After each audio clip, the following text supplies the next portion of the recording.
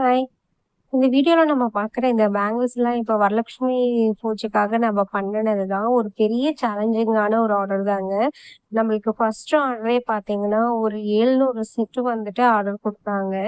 அத வந்து கம்ப்ளீட் பண்ணி முடிக்கிறதுக்கே எங்களுக்கு வந்துட்டு டோட்டலா 2 வீக்ஸ் மேல ஆயிடுச்சு. ஓகேங்களா. அதெல்லாம் டிஸ்பேட்ச் பண்ணி கரெக்ட்டான டைம்க்கு நாங்க எல்லாமே பேக் பண்ணி அனுப்பிட்டோம்.